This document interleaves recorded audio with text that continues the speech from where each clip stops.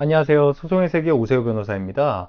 오늘 다룰 사건은 소송 없이 말로만 요구해도 유류분 소멸시효는 중단된다 사건입니다. 돌아가신 아버지 슬하에 아들과 딸들이 있었습니다. 그런데 아버지가 사망하기 전에 아들 장남에게만 약 20억 원 상당의 부동산을 증여를 합니다. 딸들 몰래 생전 증여를 했죠.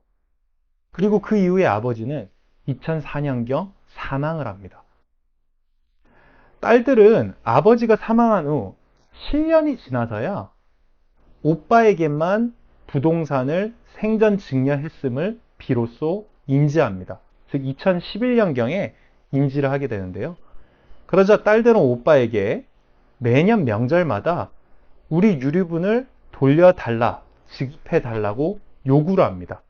즉 2021년에 인지를 하고 2012년 설날 때부터 매년 명절마다 요구를 합니다. 유류분 돌려달라.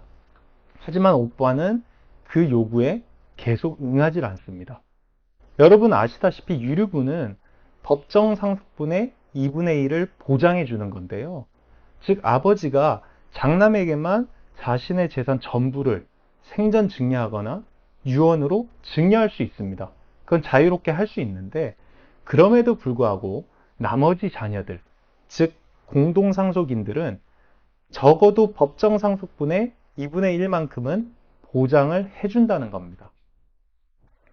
오빠가 이렇게 계속 응하지 않자 2021년 한참 지나서야, 즉 생전증여 인지한 후에 약 10년이 지나서야 딸들은 오빠를 상대로 민사소송을 제기합니다. 즉 유류분 반환 청구 소송을 제기하죠. 그러자 오빠는 이렇게 주장을 합니다. 유류분 반환 청구권 소멸시효가 지났다라고 주장합니다. 즉 아버지가 돌아가신 때, 상속이 개시된 때가 2004년이죠.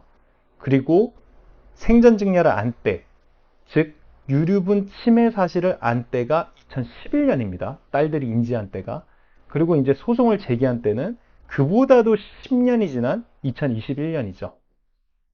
참고로 소멸시효는 뭐냐면 우리가 어떤 채권이나 청구권이 있을 때 그 행사를 영원히 영속적으로 언제든지 할 수 있는 게 아닙니다. 일반적으로 10년 이내에 행사를 해야 되는데요. 유류분 반환 청구권에서도 그 소멸시효는 침해 사실을 안 때로부터 1년, 즉 침해 사실 안 때가 2011년이죠. 1년 이내에 행사를 해야 되고 부모가 사망한 때, 즉 상속 개시로부터 10년 이내에 행사를 해야 됩니다. 일반적인 사건에서 우리가 채권이나 청구권을 행사하려면 소송으로 행사를 해야 됩니다. 그래서 이제 오빠도 그렇게 주장한 거죠. 아버지가 돌아가신 때가 2004년이고 딸들이 남매들이 인지한 때가 2011년인데 동생들이 인지한 때가 그보다도 훨씬 지난 2021년에 소송을 제기했기 때문에 이것은 소멸시효가 완성돼서 적법하지 않다, 소멸됐다라고 주장을 한 겁니다.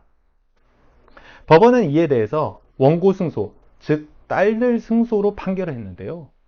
법원은 그 이유로 유류분 반환 청구권 행사는 꼭 소송으로 해야 되는 것이 아니다. 즉 재판 외에서 의사표시로도 행사가 가능하다라고 판단을 했습니다. 이건 이제 과거 대법원 판례를 따른 것인데요.